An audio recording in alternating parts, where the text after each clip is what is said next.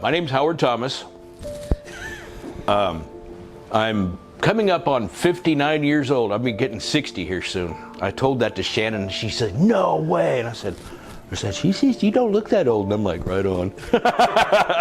I've been going to Eastern Hills for, since about early 2018. I talked to Dan Rogers in 2017 before I had my surgeries, the ones that really sent me downhill.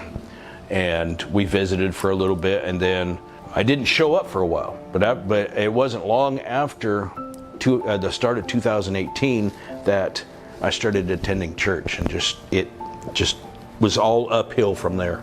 Church was a part of my life thanks to my mom. She did her best to get me to go to church and to believe in God, to believe in Jesus. Though I didn't do that growing up very well, but he was always a part of my life. Even when my mom and dad got their divorce, and oh man, that was ugly. I went probably as far south as a person could probably go.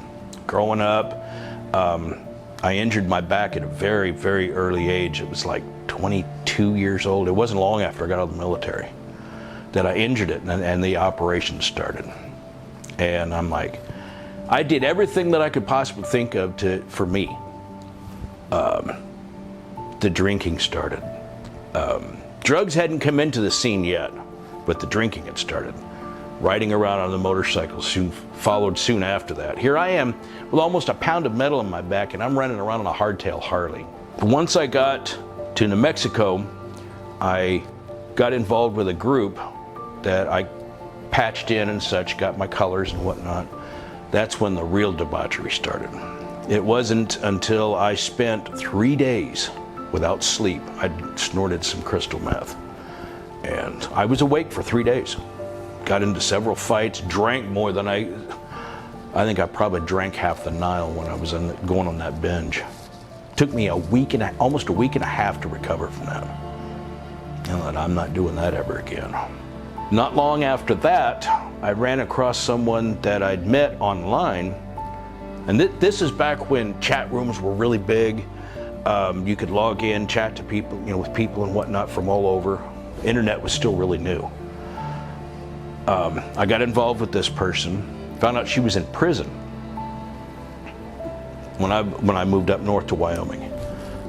Corresponded with her, talked to her, we got along, we started, I found some more things out about her. She finally gets out of prison and moves home, and unbeknownst to me, she had no intention of making any kind of a connection with me. I was a cash cow, pretty much. That's when something changed for me. I had put together this huge box of stuff to send them for Christmas. Never got a call, no thank you, nothing. And I was so wrapped up in this that I actually sat down. I had a small handgun. I actually sat down and I put a round in the chamber. And I was just about ready to go like this. I was sitting still and I heard this hissing noise. I didn't hear a word, but that feeling that I had told me, don't do it.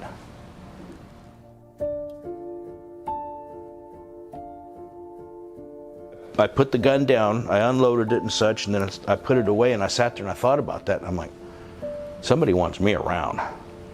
When I moved down here from Wyoming, I moved away even further from my past. Part of my past was left up in Wyoming, and when I came down here, it was a total fresh start.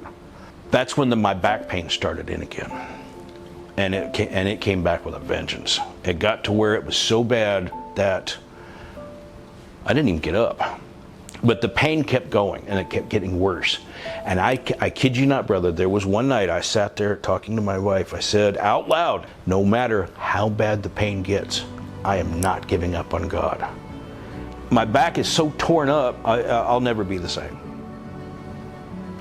That's okay. That's okay, because I know what's waiting for me. With my imagination the way it is, man, some of the stuff I'm going to be doing. The pain is going to be there. That debilitating pain that makes me want to sit still and not do anything, and it throws up barriers in my head. It's almost like, ha ha ha, you can't see God. I'm like, yeah, you want to bet? This is where I think part of God's plan for me is coming in. If these people can see me still moving and smiling with a right attitude, they're gonna like, man, he's talking to somebody. It ain't us. Music that for me has always been an escape. Okay, Father, that stuff's trying to get back into my head. Pick up your guitar, turn around, and just sit there and just play. Don't worry about covering other people's music or trying to play like Bob Dylan or whatever like this. Just sit there and play. But God has actually, I do believe that God is like, okay, now you're doing something that I can work with. Now you've got something going on that I can help you with and help you build. If He wants me in a wheelchair, so be it. As long as I can have the use of these. I can do the music and I can still do His work, and those wheels won't be forever. They won't be forever.